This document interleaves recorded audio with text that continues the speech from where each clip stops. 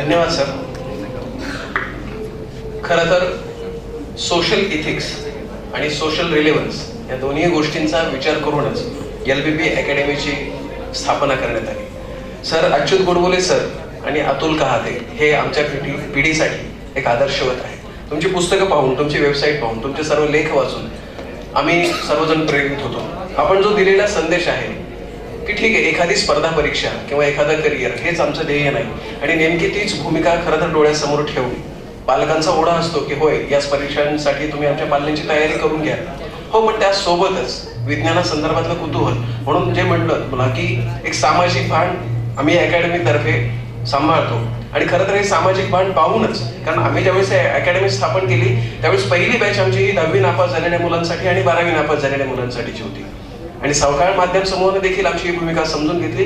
म्हटले काय हरकत नाहीये, एखादी नवीन मुलं, एक नवीन अकॅडमी जर समजा सोलापुरात सुरू होत असेल, बुक पब्लिकेशनचे एवढे छान काम चाललेले आहे, तर विद्यार्थ्यांना देखील आपण छान पद्धतीने संधी देऊ. सर, ही परीक्षा यशस्वी करण्यासाठी आमच्या LBPचे सर्व शिलेदारांनी खूप मेहनत घेतलेली. साधारणतः 1 महिना या सर्व लोकांनी जीव तोडून अत्यंत मेहनतीने हे सर्व काम केले. प्रातिनिधिक स्वरूपामध्ये थोडक्यात मी या सर्वांचं स्वागत आणि सत्कार करू इच्छितो. मी एकत्रित सर्वांना बोलू इच्छितो. अवघ्या 5 मिनिटांमध्ये आपण हा कौतुक सोहळा पार पाडतोय. मी विनंती करतो माधवी एकलदेवी, त्यानंतर अर्चना सामलेटी, श्रीकन्या मॅडम, रतीन नराळ, सागर शेट्टी, नितीन महेंद्रकर, राकेश अच्चुवटला आणि सर्व LBP परिवार.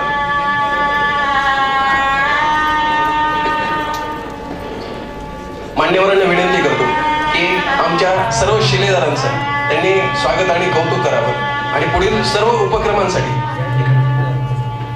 त्यांना हुरूप यावा,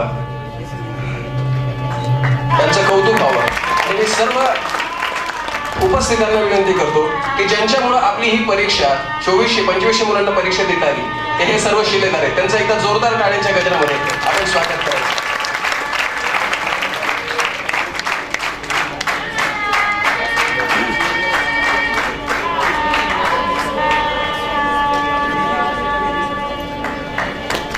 जोपर्यंत या मान्यवरांचे सत्कार होत आहेत तोपर्यंत आपण टाळ्या वाजवत राहिल्या पाहिजे. आपण म्हणतो ना पडद्यामागचे कलाकार, ते आमचे सर्व पडद्यामागचे कलाकार. आता आपण ज्यांचा सत्कार करतोय सागर शेट्टी सर, ते इंटरनॅशनल लेवलवरती वेब डिझायनिंग आणि डिझायनिंग मध्ये त्यांची स्पेशालिटी, त्यांनी पूर्ण मार्केटिंगचं काम पाहिलं असे नितीन महेंद्रकर. धन्यवाद सर. मान्यवरांचे परत एकदा आभार.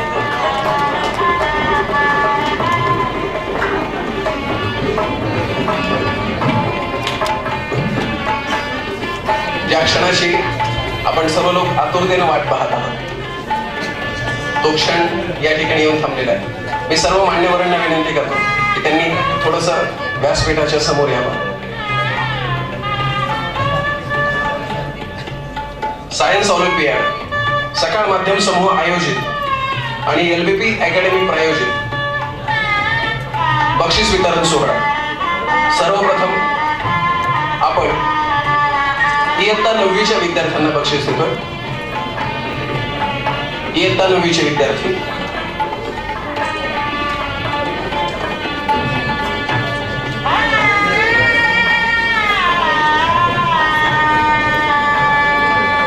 इयत्ता 9वी क्रमांक 3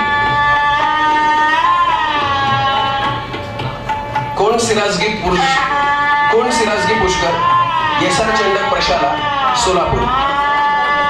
कोण सिराजगी पुष्कर. जर तो विद्यार्थी नसेल तर त्याच्या पालकांनी व्यासपीठावर द्यायचे. जोरदार टाळ्यांनी आपण यांचं स्वागत करायचं.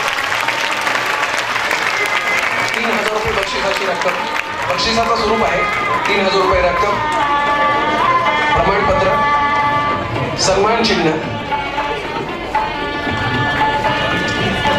मित्रांनो, 1000 विद्यार्थ्यांमधून हा विद्यार्थी क्रमांक 3 वरती आलेला आहे. त्याचं कौतुक हे आपण केलंच पाहिजे.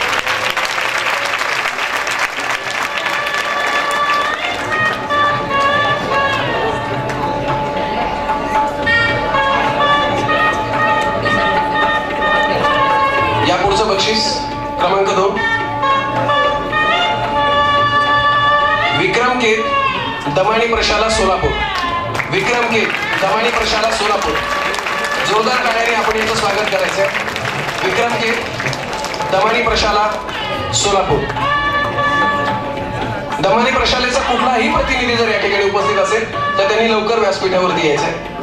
मी त्यांना विनंती करतो, दमाणी प्रशालेचा आपण त्यांना संपर्क केलाय. दमाणी शालेच्या प्रतिनिधी या ठिकाणी उपस्थित आहेत. मी त्यांना विनंती करतो की त्यांनी यायचं. जोरदार टाळ्याने आपण त्यांचं देखील स्वागत करूया. विक्रम किशोर के, दमाणी प्रशाला सोलापूर. बक्षिसाची रक्कम 4,000 रुपये. त्याचा चेक देतोय आपण प्रातिनिधिक स्वरूपामध्ये. सर्टिफिकेट आणि सन्मान चिन्ह.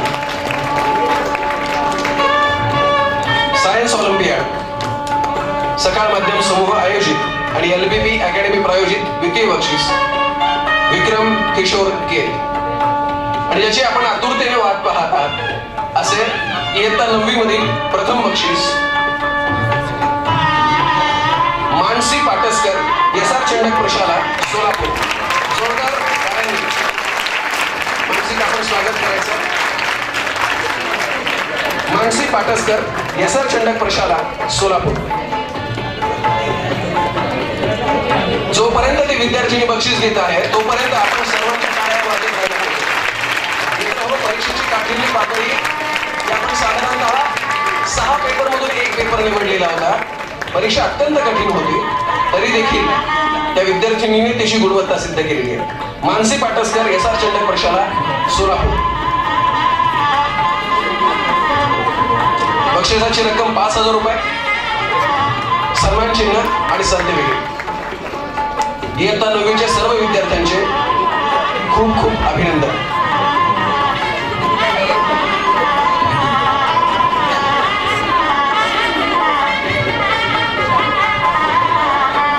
आणि मुद्दामून एक बाब मी या ठिकाणी सांगू इच्छितो की गोंड सिराजगी पुष्कर या विद्यार्थ्याला 32 मार्क आहेत, ज्याचा 3रा क्रमांक आला. निगेटिव्ह मार्किंग सिस्टममुळे किती फरक पडू शकतो. विक्रम केतला 33 मार्क्स आहेत आणि पाटसकर मानसीला 34 मार्क आहेत. सरांनी आता जसं सांगितलं तसं या सर्व बक्षिसांचं स्वरूप आणि विजेत्यांचं खूप खूप अभिनंदन. इयत्ता 10वी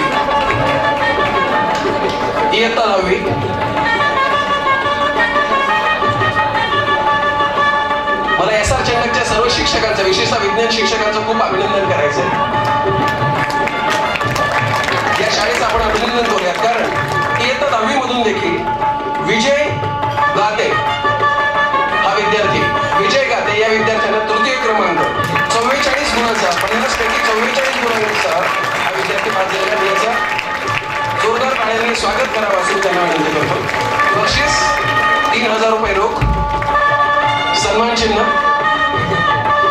आणि सर्टिफिकेट. मित्र याचं जोरदार स्वागत झालं पाहिजे. विजय गाते, SR चंडक प्रशाला 44 मार्कांसाठी सह अनुक्रमे 3य क्रमांक.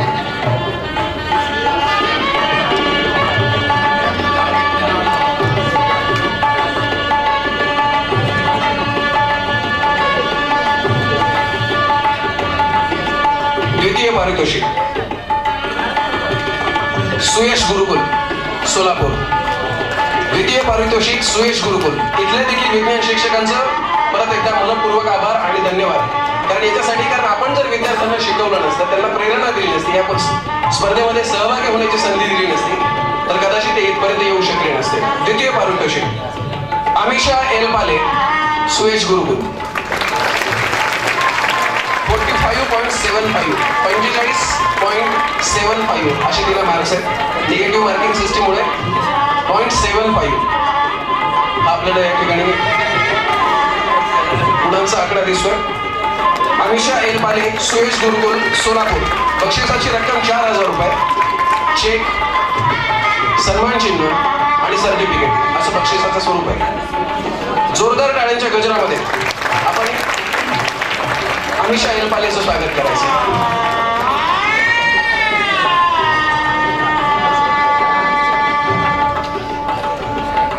आणि परत एकदा ज्या क्षणाची आपण वाट पाहत आहात, 1,000 विद्यार्थी उपस्थित 960 विद्यार्थी आणि एकच विद्यार्थिनी आहे SR चंडक प्रशाला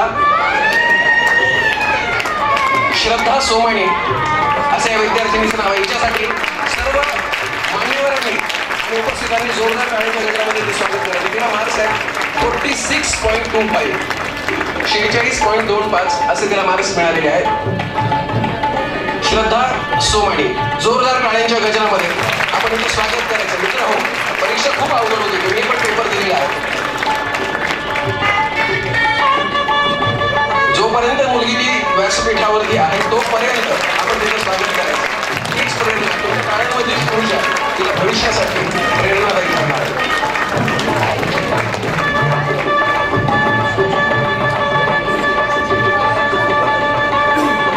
बक्षीस विजेत्यांचं सकाळ माध्यम समूह आणि LBB अकॅडमी तर्फे परत एकदा खूप खूप अभिनंदन.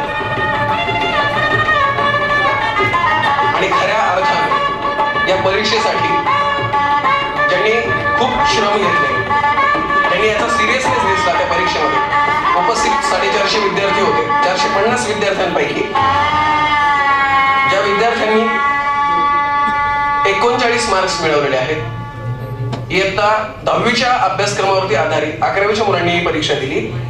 वालचंद कॉलेजचा हा विद्यार्थी आहे. वालचंद कॉलेजच्या सर्व विज्ञान शिक्षकांचा आणि 10वीच्या पण विज्ञान शिक्षकांचं परत एकदा जोरदार अभिनंदन. आणि त्या विद्यार्थिनीचं नाव आहे प्रतीक्षा प्रदीप मातंगे. 39 गुणांसह ही विद्यार्थिनी क्रमांक 3 होती. तिचे पालक येत आहेत, पालकांसाठी तर जोरदार टाळ्या वाजल्या पाहिजे. जर विद्यार्थी असेल तर तिच्यासाठी विद्यार्थी उपस्थित तिचं आपण स्वागत करूया. प्रतीक्षा मातंगे. बक्षिसाची रक्कम 3000 रुपये, सन्मान चिन्ह, सर्टिफिकेट आणि प्रातिनिधिक स्वरूपाचे. जोरदार क्रमांक 1 साठी नाही तर क्रमांक 3 साठी सुद्धा तेवढं जोरदार टाळ्या झाल्या पाहिजे. यातलं प्रत्येकाला खरं तर पहिलंच बक्षीस आहे. क्रमांक 2 सोनी कॉलेज सोलापूर. अवघ्या काही वर्षांमध्ये या कॉलेजात आपली चुणूक दाखवलेली दिसते. सोनी कॉलेज सोलापूर 43 गुणांसह कांचना थोरात नावाची मुलगी द्वितीय क्रमांकावरती आहे. कांचना थोरात सोनी कॉलेज सोलापूर 43 मार्क्स 43 गुणांसह अनुक्रमे द्वितीय.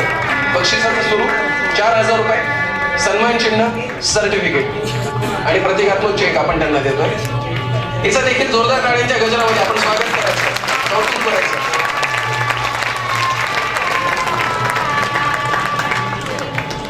आणि यानंतर या स्पर्धेतलं शेवटचं बक्षीस देण्यासाठी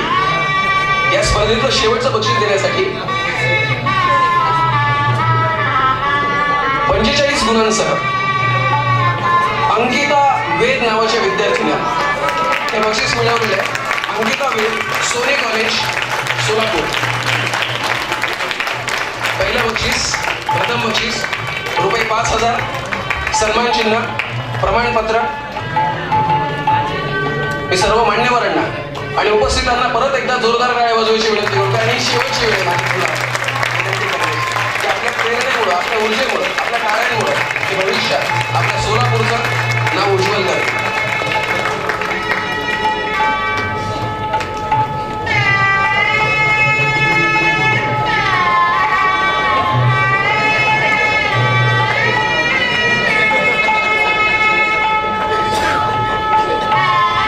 बक्षीस पात्र सर्व विद्यार्थ्यांचे आणि पालकांचे स्वागत आणि त्यांचे खूप खूप आभार. आणि या बक्षीस पात्र सर्व विद्यार्थ्यांना एक विनंती आहे की आपला सर्वांचा एक ग्रुप फोटो या ठिकाणी आपण काढतो आहोत. त्यामुळं कार्यक्रम संपल्यानंतर देखील आपलं एक फोटो सेशन या ठिकाणी होणार आहे. त्यामुळं कृपया मी बक्षीस पात्र सर्व विद्यार्थ्यांना आणि विद्यार्थिनींना विनंती करतो की त्यांनी व्यासपीठावरती यायचे. लगेच या ठिकाणी आपण प्लीज 9वीचे आणि 10वीचे आणि 11वीचे सर्व विद्यार्थी आपल्या सर्व बक्षिसांसह, सन्मान चिन्हांसह मिळत असतात. तर त्यामुळे कोण इथे बक्षीस जिंकते किंवा कोण जिंकत नाही याला एका ठराविक पातळीनंतर महत्त्व देऊ नका असं मी आग्रहाने सांगेन. आणि अर्थातच ज्यांनी उत्कृष्ट कामगिरी करून दाखवलेली आहे त्यांचं तर विशेष कौतुक आहेच. ही मला पहिली गोष्ट सांगायची आहे. दुसरी या संदर्भातली मला गोष्ट आणि ती खूप महत्त्वाची सांगावीशी अशी वाटते की आपण हा सगळा कार्यक्रम जो आहे तो विज्ञान केंद्रित असा कार्यक्रम म्हणतोय. म्हणजे विज्ञानाशी संबंधित असलेले प्रश्न, त्या प्रश्नांशी संबंधित असलेली तयारी, त्याला तुम्ही दिलेली उत्तरं आणि त्या उत्तरांच्या आधारे ठरवलेलं एक प्रकारचं मानांकन किंवा गुणवत्ताक्रम यादी. तर हे सगळं करत असताना आपण खरं म्हणजे या सगळ्या उपक्रमाकडे आणखीन वेगळ्या नजरेने बघितलं पाहिजे. म्हणजे यातला एक भाग अर्थातच असा आहे की इथून पुढे मला विद्यार्थिनींच्या दृष्टिकोनातून आणि पालकांच्या दृष्टिकोनातून आमच्या मुला मुलींना उदाहरणार्थ IIT मध्ये ऍडमिशन मिळू शकते का, हे बऱ्याच जणांच्या डोक्यात अलीकडे घोळत असतं. पुढे जाऊन आम्हाला कुठल्या प्रकारची नोकरी मिळू शकते, पुढे आम्हाला परदेशात जाऊन शिकता येईल का, अशा सगळ्या गोष्टी आहेत आणि त्या व्यावहारिक दृष्टीने खूप महत्वाच्या आहेत. त्यांना जरूर महत्व द्या.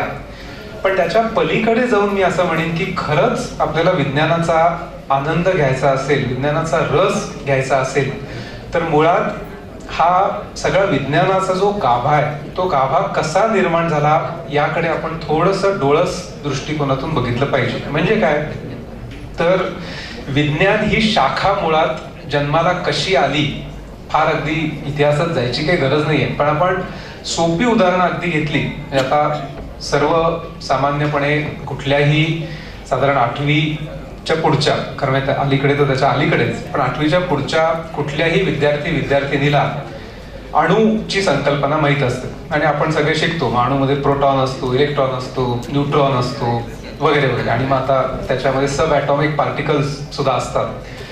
पण आश्चर्याची गोष्ट अशी की अणू नावाची ही जी संकल्पना आहे, ही संकल्पना जन्मण्यासाठी कित्येक शतकं जावी लागली. आणि ही संकल्पना जन्मायच्या आधी खूप गमती जमती होत्या. म्हणजे उदाहरणार्थ ॲरिस्टॉटल जो होता, तर ॲरिस्टॉटल असं म्हणायचा की जगामधले सगळे पदार्थ जे आहेत, हे सगळे पदार्थ, सगळ्या वस्तू या काही 2 ठराविक वस्तूंच्या किंवा 2 मूळ पदार्थांच्या एकत्रीकरणातून बनलेल्या आहेत. मग हे मूळ पदार्थ कुठले, तर हे मूळ पदार्थ कुठले याच्यावरनं खूप वादविवाद व्हायचे. आणि मग असं म्हटलं जायचं, खूप वेगवेगळ्या तत्वज्ञांनी त्याच्याविषयी वेगवेगळी मतं मांडली. तर ॲरिस्टॉटल असं म्हणायचा की जगामध्ये उदाहरणार्थ अग्नी, वायू, हवा, म्हणजे आपण ज्याला अलीकडच्या काळामध्ये हवामान यांनी म्हणतो तसं नाही, एकूणच हवा, पाणी आणि अशा सगळ्या या मूळ पदार्थांपासून एकत्र बनलेल्या सगळ्या वस्तू, असं हे सगळं जग असतं. म्हणजे ही किती विचित्र कल्पना आहे. म्हणजे त्या काळात ॲरिस्टॉटलने असं मत मांडलं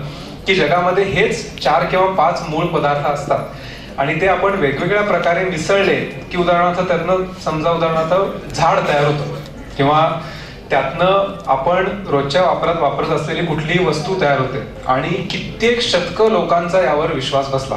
कुणीही याविषयी काहीही इतर मत मांडलं नाही. आणि खूप उशिरा, म्हणजे साधारण 18व्या-19व्या शतकाच्या सुमाराला डाल्टन नावाच्या शास्त्रज्ञांनी पहिल्यांदा अणूची संकल्पना मांडली. आणि तो म्हणाला की ॲरिस्टॉटल जे म्हणतोय पिढ्यानपिढ्या चालत आलेला आहे त्याच्यामध्ये काही अर्थ नाही. वेगवेगळे पदार्थ असतात, आपण ज्यांना आता मूलद्रव्य म्हणतो, तर या मूलद्रव्यांचा सगळ्यात छोटा जो घटक असतो त्याला अणू म्हटलं पाहिजे. आणि असे वेगवेगळ्या मूलद्रव्यांचे वेगवेगळे अणू असतात. म्हणजे उदाहरणार्थ सोन्याचा अणू हा चांदीच्या अणूपेक्षा वेगळा असेल आणि तो अणू हा आता आपल्याला माहित असलेले अनेक मूलद्रव्य उदाहरणार्थ सोडियम पेक्षा वेगळा असेल, क्लोरीन पेक्षा वेगळा असेल. आता हे सगळं एवढं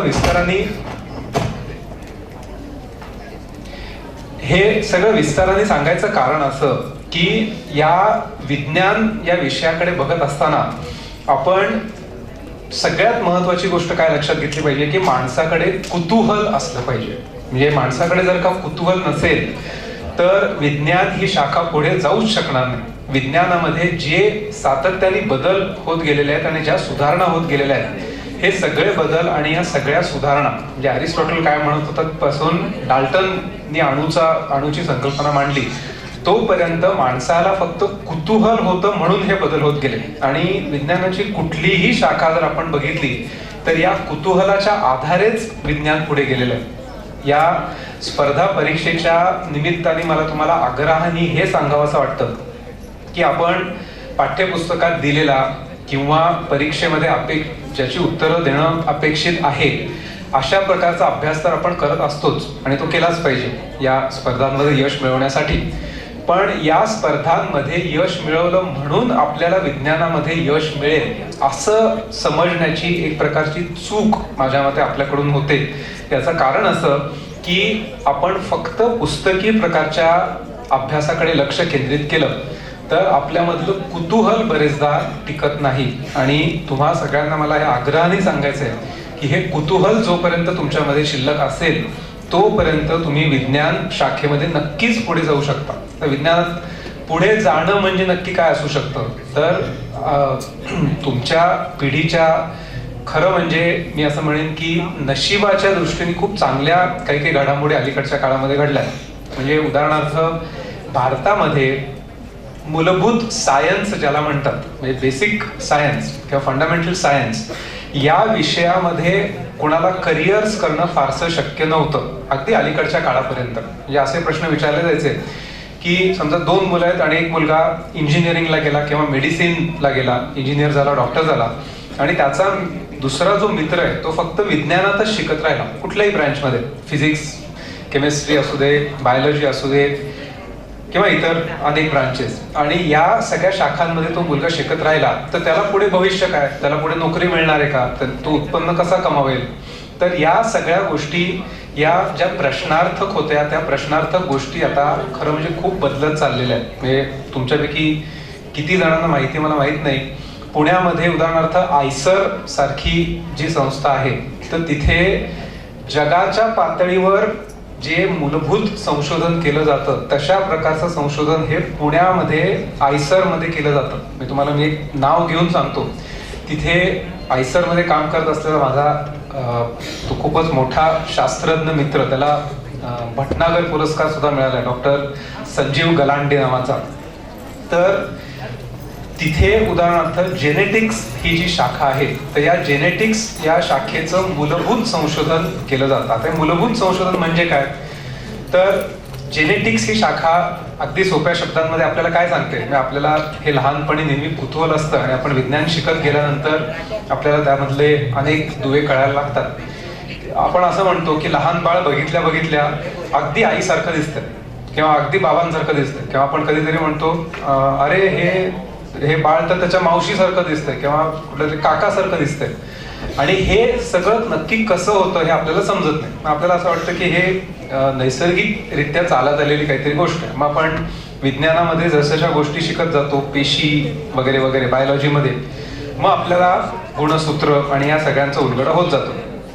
इतकी वर्ष आणि हे खूप इंटरेस्टिंग प्रकारचं विज्ञान आहे. इतकी वर्ष असं मानलं जात होतं की माणसाची जी जडणघडण असते म्हणजे माणूस कसा दिसतो इथपासून त्याचा आवाज, बोलणं, त्याच्या हालचाली, त्याच्या सवयी या सगळ्या गोष्टी या माणूस जन्मतःच घेऊन आलेला असतो. उदाहरणार्थ मी एकदा या पृथ्वीवर अवतरलो की त्यानंतर माझ्या गुणधर्मांमध्ये कुठलेही बदल होत नाहीत. पूर्वापार माझे आई वडील किंवा माझे आजी आजोबा आणि आधीच्या सगळ्या पिढ्या यांच्यामधले गुणधर्म घेऊन मी एकदा इथे आलो की ते गुणधर्म मी पृथ्वीवर असेपर्यंत तसेच राहणार. आता जेनेटिक्स ही शाखा असं म्हणते की याच्यामध्ये तथ्य नाही. जेनेटिक्स मध्ये असं मानलं जातं की माणूस जन्मतः काही गुणधर्म घेऊन येतोच. या सगळ्या हा माणूस हा मूलतः हे सगळे गुणधर्म घेऊन कसा जन्मतो याचं संशोधन अर्थात बऱ्याच पूर्वीच्या काळी अनेक शास्त्रज्ञांनी केलं. त्यात प्रामुख्याने ग्रेगोर मेंडॉलचं नाव घेतलं जातं की त्यांनी वाटाण्याच्या बिया घेतल्या, त्या वेगवेगळ्या बियांचं त्यांनी संकरित प्रकारचं रोप लावलं आणि मग त्यांनी असं बघितलं की खूप चांगल्या प्रकारचे वाटाणे आणि खूप खराब वाटाणे यांच्या बिया एकत्र केल्या आणि त्याचं रोप लावलं तर काय होतं. मग त्याची सगळी रोपं चांगलीच येतात का काही खराब येतात, त्या सगळ्यांना काही नियमांमध्ये आपल्याला बांधणं शक्य आहे का, हे सगळं करत करत त्यांनी काही नियम तयार केले की चांगलं रोप आणि खराब रोप हे एकत्र आणलं तर काय होतं, चांगलं रोप आणि चांगलं रोप यांचंच एकत्रीकरण केलं तर काय होतं. आणि या सगळ्या नियमांमधून हे सुरुवातीला अर्थात वनस्पतींमध्ये आणि नंतर माणसांमध्ये किंवा प्राण्यांमध्ये ठराविक प्रकारचे गुणधर्म का येतात याचं उत्तर विज्ञानाने आपल्याला दिलं. तर इतकी वर्ष असं मानलं जात होतं की हे सगळे गुणधर्म एकदा माणसामध्ये किंवा प्राण्यांमध्ये आले की ते कायम तसेच टिकतात. आता जेनेटिक्स हा विषय आपल्याला असं सांगतो की आपण सगळे मूलतः काही गुणधर्म घेऊन तर जन्मतोच, पण त्याच्याशिवाय आपण आयुष्यभर कुठल्या परिस्थितीमध्ये राहतो, आपल्या आजूबाजूला काय घडत असतं आणि त्या सगळ्या परिणामांचा सामना आपण कसा करत असतो, आपल्या सवयी काय आहेत, आपल्या आवडीनिवडी काय आहेत, या सगळ्यांचा ही थोडीशी समजायला किंवा त्याच्यावर विश्वास ठेवायला अशक्य गोष्ट आहे. या सगळ्याचा आपल्या शरीरामधल्या जीन्सवर म्हणजे गुणसूत्रांवर परिणाम होत असतो. ही थक्क करून सोडणारी गोष्ट आहे. म्हणजे काय की एखादा माणूस आपण असं म्हणतो की उदाहरणार्थ मधुमेह किंवा डायबिटीस हा पारंपरिक प्रकारे चालत आलेला रोग आहे. म्हणजे आई आणि वडील या दोघांपैकी एकाला मधुमेह असला की तो त्या मुलाला किंवा मुलीला होणारच कधी ना कधी. यामध्ये तथ्य आहेच, 100% आहे. पण याच्याशिवाय मग लोक असा प्रश्न विचारायला लागले की आई आणि वडील दोघांनाही मधुमेह नाहीये किंवा त्याच्या आजी आजोबांनाही दोन्हीकडच्या नाहीये, असं असून त्या मुलाला किंवा त्या मुलीला कसा काय मधुमेह झाला, म्हणजे मोठं झाल्यानंतर त्या माणसाला किंवा त्या बाईला. याचं उत्तर आता जेनेटिक्स असं देतं की जरी मुळात त्या मुलाच्या किंवा मुलीच्या जीन्समध्ये मधुमेह होण्यासाठीची गुणसूत्र नसतील किंवा त्यासाठीचे घटक नसतील, तरी त्या माणसाच्या आजूबाजूच्या परिस्थितीमुळे त्याच्या जीन्समध्ये बदल झालेले आहेत. आणि याचा महत्वाचा यातला मुद्दा असा की हे बदल झालेले जीन्स पुढच्या पिढीमध्ये जाणार आहेत. म्हणजेच तो जो मुलगा मुलगी किंवा तो माणूस स्त्री असतील त्यांच्या पुढच्या पिढीमध्ये अचानकपणे मधुमेह निर्माण होण्याची शक्यता पुन्हा वाढणार आहे. कॅन्सर किंवा कर्करोगावरचं संशोधन सुद्धा आपल्याला हेच सांगताय की मुळात आपल्या पेशी जरी कर्करोग होण्यासाठी अनुकूल नसतील, पेशींची जी बेसुमार वाढ होते, आजूबाजूच्या परिस्थितीमुळे किंवा सवयींमुळे किंवा अगदी व्यसनांमुळे सुद्धा नुसताच कर्करोग होत नाही, तर त्याचे कायमस्वरूपी आपल्या जीन्समध्ये होतात आणि ते आयुष्यभर टिकतात आणि पुढे संक्रमित होतात. याला मी खरं विज्ञानामधलं कुतूहल किंवा संशोधन म्हणतो. जे विज्ञान हे सातत्याने काय करत असतं, तर विज्ञान हे आधीच्या सगळ्या सिद्ध झालेल्या गोष्टी घेत असतं, पण त्या गोष्टी घेत असताना ते सातत्याने प्रश्न विचारत असतं की हे मला शिकवलेलं आहे आणि हे दिसतंय सुद्धा, पण हे 100% बरोबर आहे का, किंवा याच्यामध्ये आणखीन काही सुधारणा करणं शक्य आहे का. आणि जोपर्यंत माणूस हा प्रश्न विचारत राहतो तोपर्यंत विज्ञानामधलं संशोधन हे संपू शकत नाही. इथे तुम्हाला सांगायचा मुद्दा असा की आपण विज्ञानामधल्या सगळ्या संकल्पना स्वीकारतो, सगळ्या गोष्टी शिकतो, त्या शिकल्याच पाहिजेत, पण ते करत असताना सातत्याने प्रश्न विचारण्याची आणि सातत्याने कुतूहल बाळगण्याची सवय आपण कधीही घालवता कामा नये.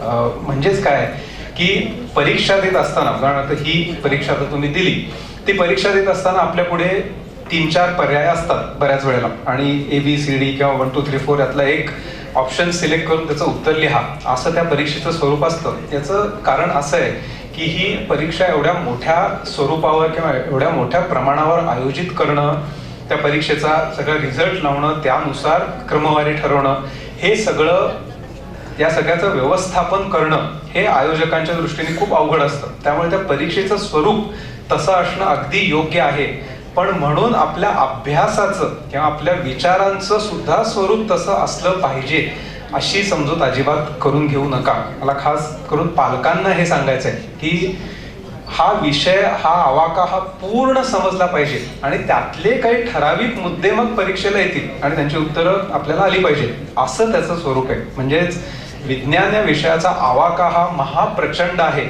आणि ते करत असताना तुम्हाला इथे दुसरी मला गोष्ट अशी सांगावीशी वाटते की बरेचदा आपल्याला असं वाटतं की मला फिजिक्स चांगलं येतं पण मला केमिस्ट्रीमध्ये रस नाही, किंवा मला केमिस्ट्री आवडतं, प्रयोग करायला आवडतात, पण मला बायोलॉजी अगदीच रटाळ वाटतं. गमतीचा भाग याच्यामधला असा आहे की जरी आपण एकूण शिकण्यासाठी किंवा एकूण सगळं आयोजन करण्यासाठी विज्ञानाच्या वेगवेगळ्या शाखा पाडलेल्या असतील किंवा विभाग केलेले असतील, तरी या सगळ्या शाखा एकमेकांशी खूप अगदी बारीक छोट्या पातळीवर जाऊन बघितलं तर त्या जोडलेल्या आहेत. म्हणजे फिजिक्स किंवा भौतिकशास्त्राशिवाय केमिस्ट्री किंवा रसायनशास्त्र असूच शकत नाही, आणि रसायनशास्त्र असल्याशिवाय उदाहरणार्थ बायोलॉजी किंवा जीवशास्त्र असूच शकत नाही, आणि उलट सुद्धा. म्हणजे यातनं पुन्हा वेगवेगळ्या शाखांचं एकत्रीकरण असलेल्या ब्रांचेस सुद्धा निघाल्या. म्हणजे उदाहरणार्थ आपण ज्याला बायोकेमिस्ट्री म्हणतो, एकीकडे बायोलॉजी आणि एकीकडे केमिस्ट्री. म्हणजेच काय तर विज्ञानाचा आपल्याला खऱ्या अर्थाने अभ्यास करायचा असेल तर कृपा करून कंटाळा करू नका. असं म्हणू नका की मला बायोलॉजी आवडत नाही, मी फक्त पास होण्यापुरता त्याचा अभ्यास करणार आणि उरलेल्या 2 शाखा मला आवडतात. पुढे तुम्हाला विज्ञानामध्ये खरंच काही करून दाखवायचं असेल तर या सगळ्या शाखा समजून घेणं गरजेचं आहे. मी तुम्हाला एक सोपं उदाहरण सांगतो की मी मगाशी तुम्हाला जे अणूबद्दल सांगितलं, अणूचं संशोधन पुढे जेव्हा होत गेलं आणि आपण सगळ्यांनी मेरी क्युरीचं नाव ऐकलं असेल. म्हणजे अतिशय कठीण परिस्थितीमध्ये पोलंडमधनं पुढे गेलेली बाई, आणि जिला अतिशय हाल अपेष्टांमध्ये जगावं लागलं, खायला जवळपास मिळत नव्हतं. अशा परिस्थितीमध्ये तिने रेडियम आणि पोलोनियम ही मूलद्रव्य तिने शोधून काढली, त्याबद्दल तिला नोबेल पारितोषिक मिळालं. हे सगळं काम, आता समजा कोणी आपल्याला प्रश्न विचारला की मेरी क्युरीनी हे जे काम केलेलं होतं मूलद्रव्य शोधून काढण्याचं, तर हे काम आपण भौतिकशास्त्रामध्ये धरायचं का रसायनशास्त्रामध्ये धरायचं? आता हे काम भौतिकशास्त्रात धरायचं का किंवा रसायनशास्त्रामध्ये धरायचं का, हे जर का आपण प्रश्न विचारले तर भौतिकशास्त्रामध्ये ते धरणं योग्य होतं, कारण ही सगळी अणूची संकल्पना होती. अणू आणि अणूशी संबंधित सगळ्या गोष्टी. अणूची संकल्पना निघाल्यानंतर जे थॉम्सननी उदाहरणार्थ इलेक्ट्रॉनचा शोध लावला, आणि इलेक्ट्रॉनचा शोध लावल्यानंतर जे थॉम्सननी अणूचं एक मॉडेल तयार केलं, ते नंतर चुकीचं निघालं. त्याच्यामध्ये नंतर रदरफर्डनी सुधारणा केल्या वगैरे. पण ही सगळी भौतिकशास्त्राची शाखा होती किंवा फिजिक्सची शाखा होती. त्यामुळे त्याच्याशीच संलग्न आणखीन एक अणू एका मूलद्रव्याचा शोधून काढणं ही भौतिकशास्त्राची शाखा आहे असं म्हटलं जाईल. आणि त्यामुळे मेरी क्युरीला जेव्हा नोबेल पारितोषिक द्यायची वेळ आली तर तिला ते फिजिक्स किंवा भौतिकशास्त्रामधलं नोबेल पारितोषिक देण्यात आलं. आता याच्यामधला गमतीचा मुद्दा असा आहे की मेरी क्युरीनी हे जे रेडियम आणि पोलोनियम ही मला दुसरी गोष्ट इथे सांगावीशी वाटते. पोलोनियम हे एका मूलद्रव्याला नाव कुठून आलं तर मेरी क्युरी ही मूळची पोलंड देशाची होती, आणि त्या काळातला पोलंड तर खूपच खराब अवस्थेतला होता. म्हणजे आता पोलंड हा पूर्व युरोपमधल्या एका समृद्ध काही देशांमधला मानला जातो. त्या काळामधली पोलंडची अवस्था खूपच खराब होती, आणि अशा देशामधून इतकी पुढे आलेली ही मेरी क्युरी, आणि तिने जेव्हा एक नवीन मूलद्रव्य शोधलं तर मग या मूलद्रव्याला नाव काय द्यायचं तर तिलाच विचारण्यात आलं, आणि तिने सांगितलं की या मूलद्रव्याचं नाव माझ्या देशाचं द्या, आणि म्हणून तिने ते नाव पोलोनियम, त्याच्यात पोलंडचं POL टाकून दिलं. तर आता मूळ मुद्दा मला इथे असं सांगायचा होता की पोलोनियमचा शोध लावणं किंवा रेडियमचा शोध लावणं हे करण्यासाठी मेरी क्युरीने काय केलं तर तिच्याकडे तो एक पिच ब्लेंड म्हणून असतो. म्हणजे जो ज्याला आपण साधारण चुन्याची आपण एक खळी किंवा एक चुन्याचा दगड मोठाच्या मोठा आपण ज्याला म्हणू, अशा प्रकारचे दगड तिला मिळायचे. त्याच्यामध्ये रेडिओ ऍक्टिव्ह किंवा किरणोत्सर्जन करणारे पदार्थ असायचे, आणि ते टाकाऊ पदार्थ असल्यामुळे लोक फेकून द्यायचे. मग ती गोळा करून आणायची, आणि ते गोळा करून आणल्यानंतर त्याच्यामध्ये नवीन मूलद्रव्य सापडतं का हे तिला शोधून काढायचं असायचं. मग हे शोधून कसं काढणार तर त्या मूलद्रव्याचं अनालिसिस किंवा विघटन करणं गरजेचं होतं. त्या क्षाराचं विघटन करणं गरजेचं होतं. मग विघटन कसं करणार, मग तो गोळा आणायचा, मग त्याच्यावर वेगवेगळ्या प्रक्रिया करून बघायच्या, आणि त्या प्रक्रिया करून त्यातनं काही सुटे पदार्थ बाहेर पडतात का, आणि तो सुटा पदार्थ म्हणजेच नवीन मूलद्रव्य आहे का, असा तिचा शोध चालू होता. मग हा सगळा शोध चालू असताना तो जो मूळ पदार्थ होता किंवा तो मूळ जो क्षार होता, त्या क्षारामधनं नवीन मूलद्रव्य शोधण्यासाठीचे तिचे जे प्रयत्न होते, हे प्रयत्न कुठल्या शाखेतले होते तर त्यासाठी ती या मूळ क्षारावर रासायनिक प्रक्रिया करत होती. म्हणजे वेगवेगळी रसायनं घ्यायची, ती त्या क्षारामध्ये मिसळायची, त्यातनं काही विघटन होतं का बघायचं, ते उकळायची, असे सगळे प्रकार. म्हणजेच काय की तिला ही मूलद्रव्य शोधण्यासाठी भौतिकशास्त्रातलं नोबेल पारितोषिक मिळालेलं असलं तरी तिने प्रत्यक्षात प्रयोग कुठले केले होते तर रासायनिक प्रयोग केलेले होते. आणि रासायनिक प्रयोग करायचे असतील तर आपल्याला अर्थातच माहित असलं पाहिजे की कुठल्या रसायनाबरोबर आणखीन कुठलं रसायन मिक्स करायचं, ते किती तापमानापर्यंत उकळायचं, त्या क्षारांना सुटं करण्यासाठी काय करायचं. म्हणजेच काय की मेरी क्युरी सारखी शास्त्रज्ञ, जिला भौतिक शास्त्रामधल्या सर्वोच्च आत्तापर्यंतच्या शास्त्रज्ञांमधली एक असं स्थान दिलं जातं, तिचं निम्म काम खरं म्हणजे रसायनशास्त्रातलं होतं.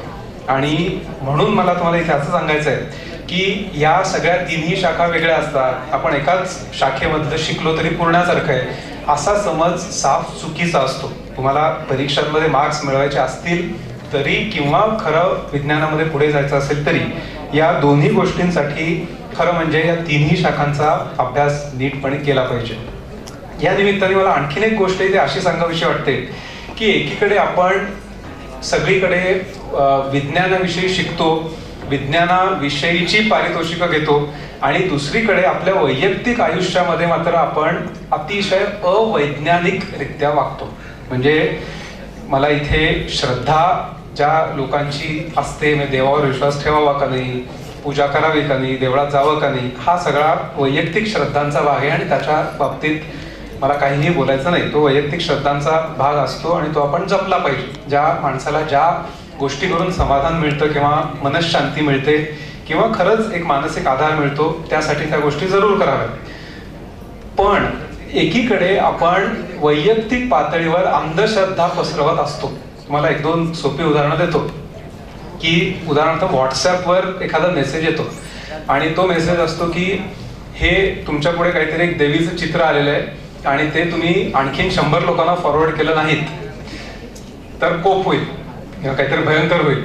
आणि आपण अक्षरशः घाबरून आपल्यापैकी काही जण तो फोटो 100 जणांना खरंच फॉरवर्ड करतात. एकीकडे आपण सायन्स ऑलिम्पियाड मध्ये भाग घेतो, एकीकडे आपल्याला IIT मध्ये जायचं असतं, एकीकडे आपल्याला शास्त्रज्ञ व्हायचं असतं, आणि दुसरीकडे आपण हे देवीचे आलेले व्हॉट्सअपवरचे फोटो घाबरून फॉरवर्ड करतो. माझ्या मते आपल्याला विज्ञानामध्ये पुढे जायचं असेल तर आधी स्वतः वैयक्तिक आयुष्यामध्ये वैज्ञानिक दृष्टिकोन बाळगला पाहिजे. आणि वैज्ञानिक दृष्टिकोन आणि आपली श्रद्धा याच्यामध्ये गल्लत करू नका. आपल्या ज्या वैयक्तिक श्रद्धा असतील त्या जरूर पाळा, पण त्या पाळत असताना आपण चुकीच्या अवैज्ञानिक गोष्टींना प्रोत्साहन देत नाही ना, याचं भान मला वाटतं आपल्यापैकी सगळ्यांनी नक्कीच राखलं पाहिजे. याचं कारण असं की समजा आपण स्वतःच या गोष्टी मानत नसू, म्हणजे वैज्ञानिक दृष्टिकोनाला आपण आपल्या वैयक्तिक आयुष्यामध्ये स्थान देत नसू, तर आपण कुठल्या अधिकाराने उद्या एखादी गोष्ट वैज्ञानिक दृष्ट्या सिद्ध झाली असं म्हणणार आहोत. आणि हा प्रश्न मला वाटतं आपल्यापैकी सगळ्यांनी स्वतःला विचारला पाहिजे.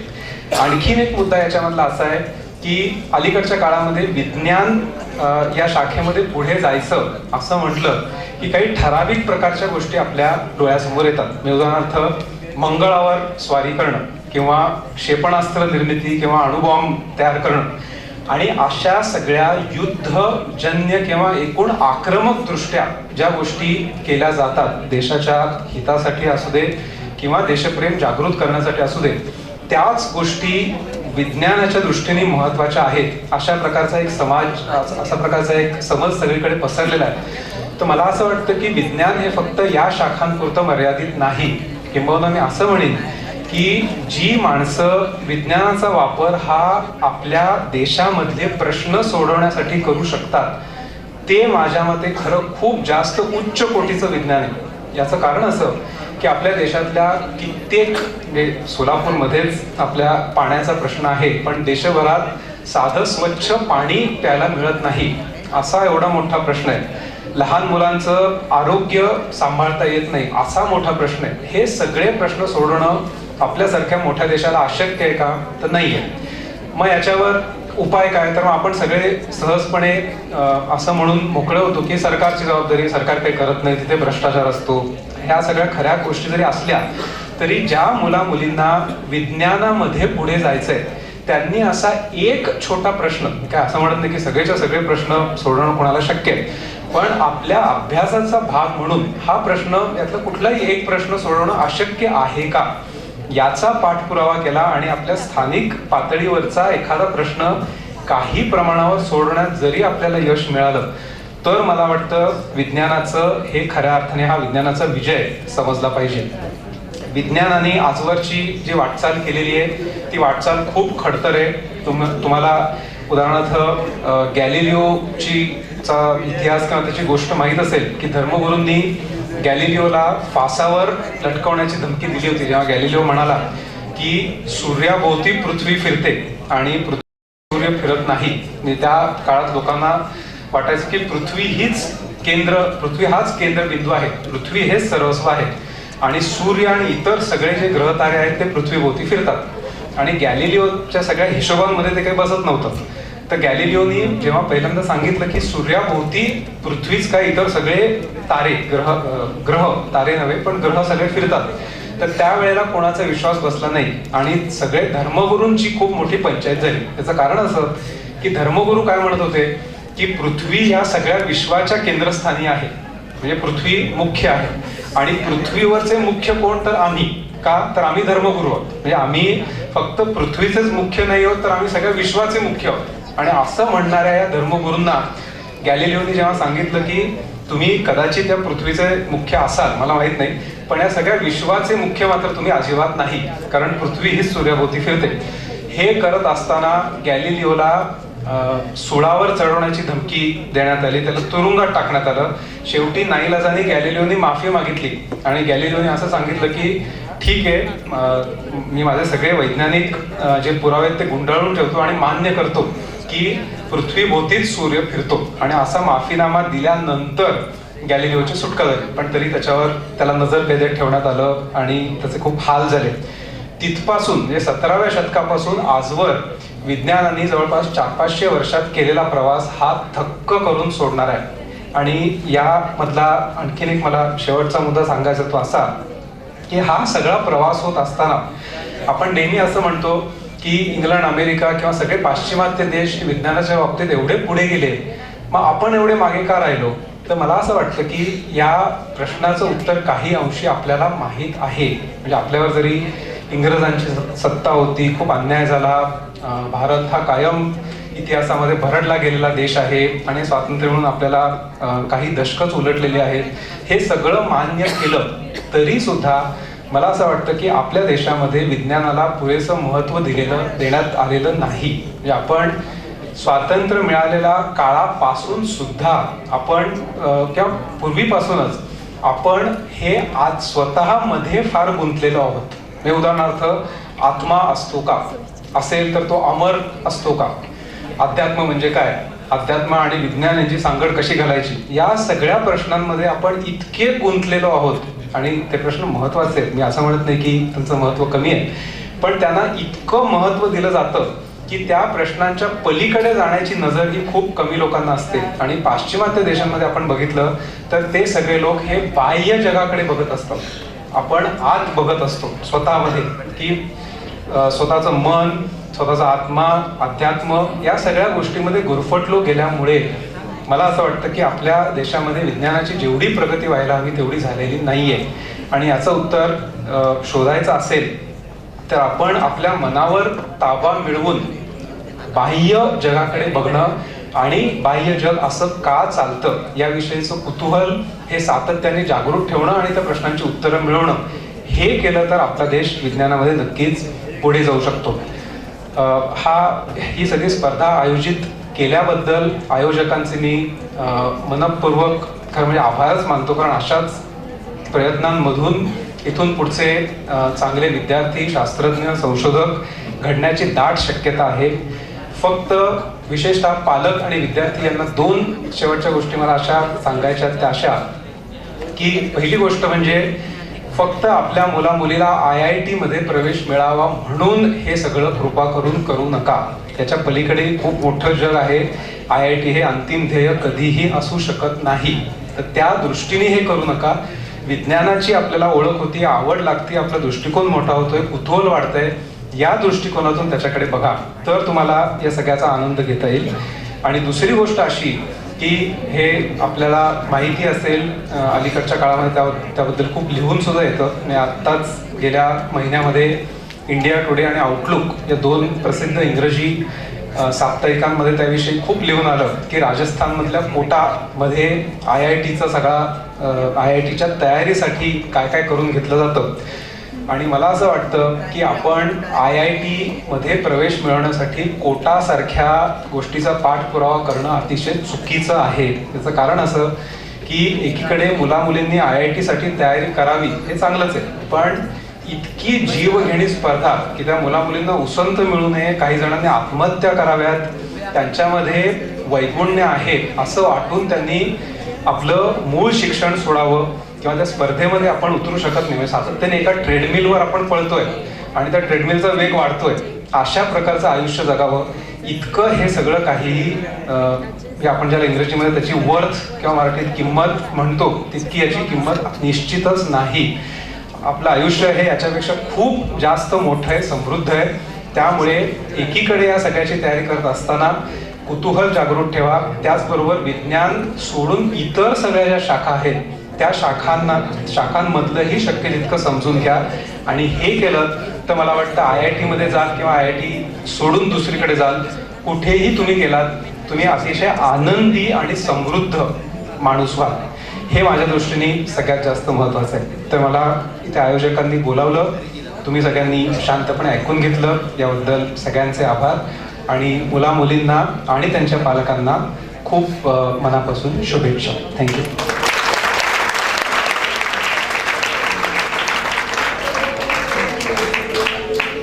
धन्यवाद सर.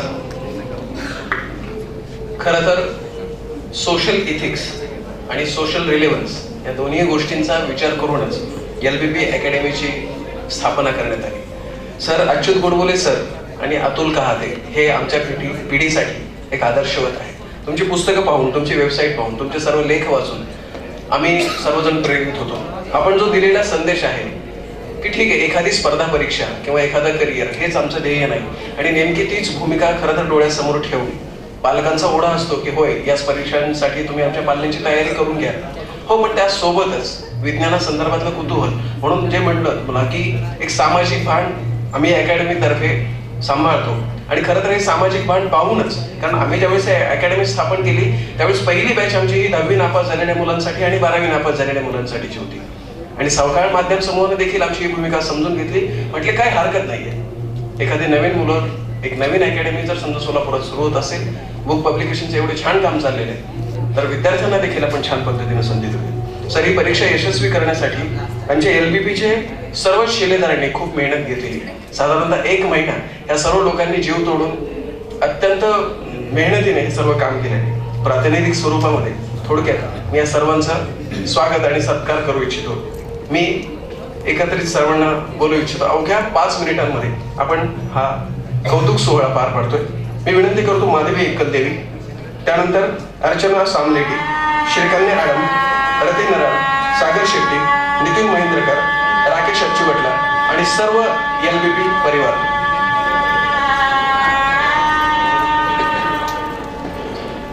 मान्यवरांना विनंती करतो की आमच्या सर्व शिलेदारांचं त्यांनी स्वागत आणि कौतुक करावं आणि पुढील सर्व उपक्रमांसाठी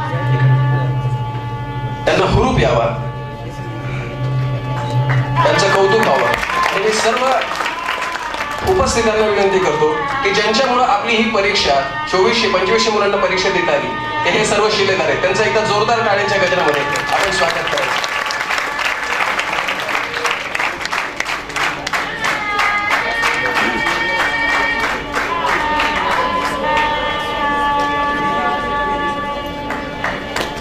जोपर्यंत या मान्यवरांचे सत्कार होत आहेत तोपर्यंत आपण टाळ्या वाजवत राहिल्या पाहिजे.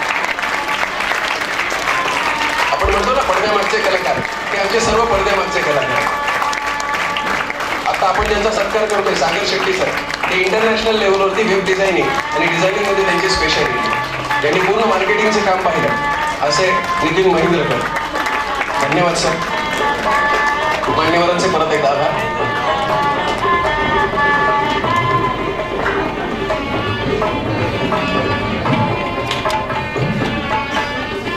ज्या क्षणाची आपण सर्व लोक आतुरतेने वाट पाहत आहोत तो क्षण या ठिकाणी येऊन थांबलेला आहे. मी सर्व मान्यवरांना विनंती करतो की त्यांनी थोडंसं व्यासपीठाच्या समोर यावं. सायन्स ऑलिम्पियाड सकाळ माध्यम समूह आयोजित आणि LBB अकॅडमी प्रायोजित बक्षीस वितरण सोहळा. सर्वप्रथम आपण इयत्ता 9वीच्या विद्यार्थ्यांना बक्षीस देतोय. इयत्ता 9वीचे विद्यार्थी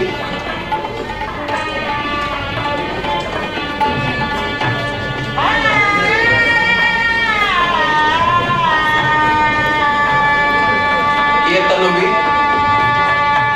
क्रमांक 3 कोण सिराजगी पुष्कर येसार चंडक प्रशाला सोलापूर. कोण सिराजगी पुष्कर. जर तो विद्यार्थी नसेल तर त्याच्या पालकांनी व्यासपीठावर द्यायचे. जोरदार टाळ्यांनी आपण यांचं स्वागत करायचं. 3,000 रुपये बक्षिसाची रक्कम. बक्षिसाचं स्वरूप आहे 3,000 रुपये रक्कम, प्रमाणपत्र, सन्मान चिन्ह. मित्रांनो, 1,000 विद्यार्थ्यांमधून हा विद्यार्थी क्रमांक 3 वरती आलेला आहे. त्याचं कौतुक हे आपण केलंच पाहिजे.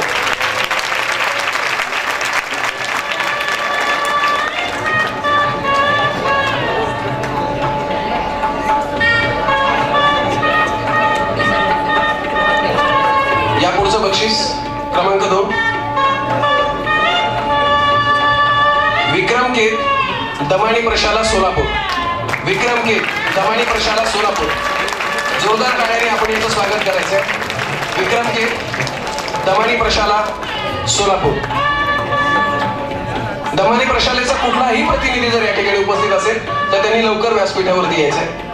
मी त्यांना विनंती करतो, दमाणी प्रशालेचा आपण त्यांना संपर्क केलाय. दमाणी शालेच्या प्रतिनिधी या ठिकाणी उपस्थित आहेत. मी त्यांना विनंती करतो की त्यांनी यायचं. जोरदार टाळ्याने आपण त्यांचं देखील स्वागत करूया. विक्रम किशोर केत दमाणी प्रशाला सोलापूर. बक्षिसाची रक्कम 4,000 रुपये. त्याचा चेक देतोय आपण प्रातिनिधिक स्वरूपामध्ये, सर्टिफिकेट आणि सन्मान चिन्ह. सायन्स ऑलिम्पियाड सकाळ माध्यम समूह आयोजित आणि LBB अकॅडमी प्रायोजित द्वितीय बक्षीस विक्रम किशोर केत. आणि ज्याची आपण आतुरतेने वाट पाहत आहात असे इयत्ता 9वी मधील प्रथम बक्षीस मानसी पाटसकर येसार चंडक प्रशाला सोलापूर. जोरदार टाळ्यांनी मानसी आपण स्वागत करायचं. मानसी पाटसकर येसार चंडक प्रशाला सोलापूर. जोपर्यंत ते विद्यार्थ्यांनी बक्षीस घेत आहे तोपर्यंत आपण सर्वांच्या टाळ्या वाजवत राहिलो पाहिजे. परीक्षेची काठिण्य पातळी आपण साधारणतः 6 पेपरमधून 1 पेपर निवडलेला होता. परीक्षा अत्यंत कठीण होती, तरी देखील त्या विद्यार्थिनीने त्याची गुणवत्ता सिद्ध केलेली आहे. मानसी पाटसकर येसार चंडक प्रशाला सोलापूर. बक्षिसाची रक्कम 5,000 रुपये, सन्मान चिन्ह आणि सर्टिफिकेट. इयत्ता 9वीच्या सर्व विद्यार्थ्यांचे खूप खूप अभिनंदन.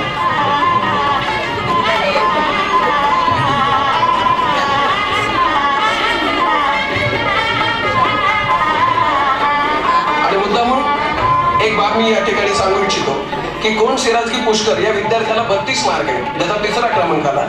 निगेटिव्ह मार्किंग सिस्टममुळे किती फरक पडू शकतो. विक्रम केतला 33 मार्क्स आहेत आणि पाटसकर मानसीला 34 मार्क आहेत. सरांनी आता जसं सांगितलं तसं या सर्व बक्षिसांचं स्वरूप आणि विजेत्यांचं खूप खूप अभिनंदन. इयत्ता 10वी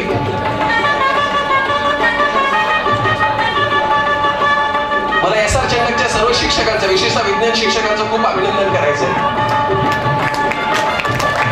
या शाळेचं आपण अभिनंदन करूयात, कारण इयत्ता 10वी मधून देखील विजय गाते हा विद्यार्थी, विजय गाते या विद्यार्थ्यांना 3य क्रमांक 44 गुणांचा 50 पैकी 44 गुणांचा हा विद्यार्थी पास झालेला याचा जोरदार टाळ्यांनी स्वागत करावं असं त्यांना विनंती करतो. बक्षीस 3,000 रुपये रोख, सन्मान चिन्ह आणि सर्टिफिकेट. मित्र याचं जोरदार स्वागत झालं पाहिजे. विजय गाते येसार चंडक प्रशाला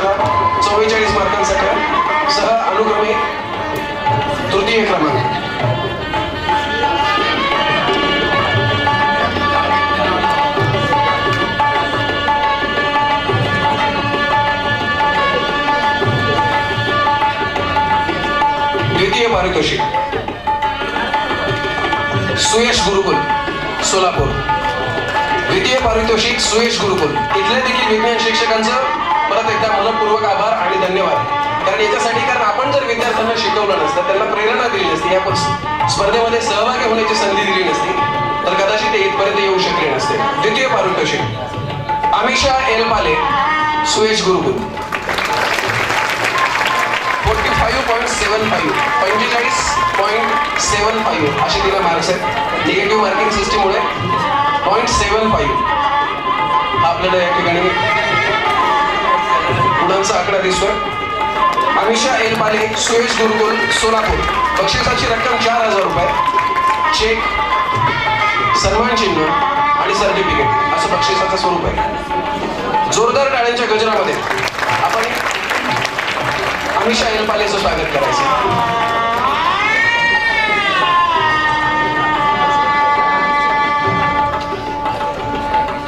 आणि परत एकदा ज्या क्षणाची आपण वाट पाहत आहात, 1,000 विद्यार्थी उपस्थित, 960 विद्यार्थी आणि एकच विद्यार्थिनी आहे, एस आर चंडक प्रशाला श्रद्धा सोमाणी असं या विद्यार्थिनीचं नाव आहे. हिच्यासाठी सर्व मान्यवरांनी आणि उपस्थितांनी जोरदार टाळ्यांच्या गजरामध्ये स्वागत करायचं. तिला मार्क्स आहे 46.25 46.25 असे तिला मार्क्स मिळालेले आहेत. श्रद्धा सोमाणी. जोरदार टाळ्यांच्या गजरामध्ये आपण इथे स्वागत करायचं. मित्र हो, परीक्षा खूप अवघड होती, मी पण पेपर दिलेला आहे. जोपर्यंत मुलगी ती व्यासपीठावरती आहे तोपर्यंत आपण तिचं स्वागत करायचं. हीच प्रेरणा, तुमच्या टाळ्यांमधील ऊर्जा तिला भविष्यासाठी प्रेरणादायी ठरणार आहे.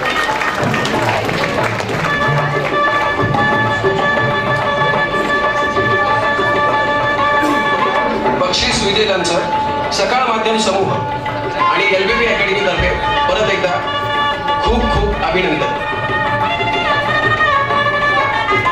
आणि खऱ्या अर्थाने या परीक्षेसाठी ज्यांनी खूप श्रम घेतले, त्यांनी याचा सिरियसनेस दिसला. त्या परीक्षेमध्ये उपस्थित 450 विद्यार्थी होते. 450 विद्यार्थ्यांपैकी ज्या विद्यार्थ्यांनी 39 मार्क्स मिळवलेले आहेत, इयत्ता 10वीच्या अभ्यासक्रमावरती आधारित 11वीच्या मुलांनी ही परीक्षा दिली. वालचंद कॉलेजचा हा विद्यार्थी आहे. वालचंद कॉलेजच्या सर्व विज्ञान शिक्षकांचा आणि 10वीच्या पण विज्ञान शिक्षकांचं परत एकदा जोरदार अभिनंदन. आणि त्या विद्यार्थिनीचं नाव आहे प्रतीक्षा प्रदीप मातंगे. 39 गुणांसह ही विद्यार्थिनी क्रमांक 3 होती. तिचे पालक येत आहेत. पालकांसाठी तर जोरदार टाळ्या वाजल्या पाहिजेत. आणि जर विद्यार्थी असेल तर तिच्यासाठी विद्यार्थी उपस्थित तिचं आपण स्वागत करूया. प्रतीक्षा मातंगे. बक्षिसाची रक्कम 3,000 रुपये, सन्मान चिन्ह, सर्टिफिकेट आणि प्रातिनिधिक स्वरूपाचे. जोरदार क्रमांक 1 साठी नाही तर क्रमांक 3 साठी सुद्धा तेवढंच जोरदार टाळ्या झाल्या पाहिजे. यातलं प्रत्येकाला खरं तर पहिलंच बक्षीस आहे. क्रमांक 2 सोनी कॉलेज सोलापूर. अवघ्या काही वर्षांमध्ये या कॉलेजात आपली चुणूक दाखवलेली दिसते. सोनी कॉलेज सोलापूर 43 गुणांसह कांचना थोरात नावाची मुलगी द्वितीय क्रमांकावरती आहे. कांचना थोरात सोनी कॉलेज सोलापूर 43 मार्क्स 43 गुणांसह अनुक्रमे द्वितीय. बक्षिसाचं स्वरूप 4,000 रुपये, सन्मान चिन्ह, सर्टिफिकेट आणि प्रतिकात्मक चेक आपण त्यांना देतोय. हिचं देखील जोरदार टाळ्यांच्या गजरामध्ये आपण स्वागत करायचं, कौतुक करायचं.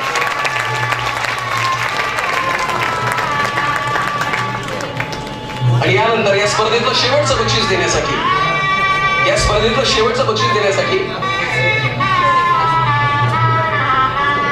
45 गुणांसह अंकिता वेद नावाच्या विद्यार्थीला हे बक्षीस मिळवलेलं आहे. अंकिता वेद सोनी कॉलेज सोलापूर. पहिलं बक्षीस, प्रथम बक्षीस रुपये 5,000, सन्मान चिन्ह, प्रमाणपत्र. मी सर्व मान्यवरांना आणि उपस्थितांना परत एकदा जोरदार टाळ्या वाजवायची विनंती करतो. आणि शेवटची वेळ आपल्या प्रेरणेमुळे शक्तीमुळं, आपल्या ऊर्जेमुळं, आपल्या कार्यामुळं ते भविष्यात आपल्या सोलापूरचं नाव उज्ज्वल करतील.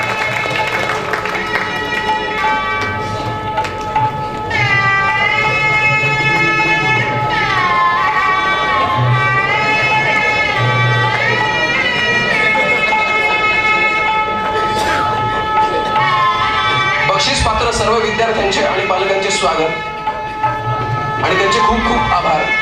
आणि या बक्षीस पात्र सर्व विद्यार्थ्यांना एक विनंती आहे की आपला सर्वांचा एक ग्रुप फोटो या ठिकाणी आपण काढतो आहोत.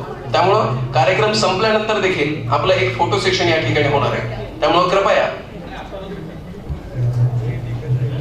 मी बक्षीस पात्र सर्व विद्यार्थ्यांना आणि विद्यार्थिनींना विनंती करतो की त्यांनी व्यासपीठावरती यायचे. लगेच या ठिकाणी आपण प्लीज 9वीचे आणि 10वीचे आणि 11वीचे सर्व विद्यार्थी आपल्या सर्व बक्षिसांसह सन्मान चिन्हांसह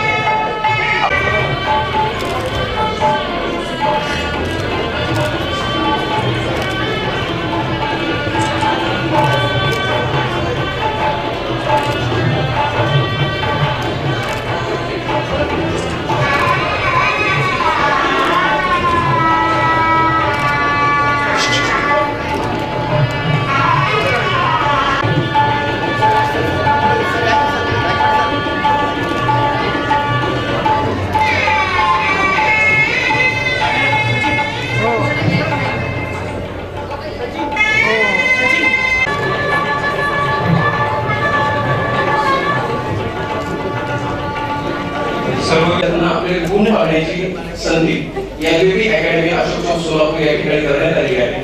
आणि दुसरी महत्त्वाची गोष्ट एलबीबी अकॅडमी तर्फे ज्या विद्यार्थ्यांनी सायन्स ऑलिम्पियाड मध्ये किंवा आज या ठिकाणी उपस्थित राहून आपली उपस्थिती नोंदवली आहे त्या सर्व विद्यार्थ्यांसाठी एलबीबी अकॅडमीच्या 8वी 9वी 10वी 11वी 12वीच्या विद्यार्थ्यांच्या फीस मध्ये आपण 10% ते 50% फी मध्ये सवलत दिलेली आहे.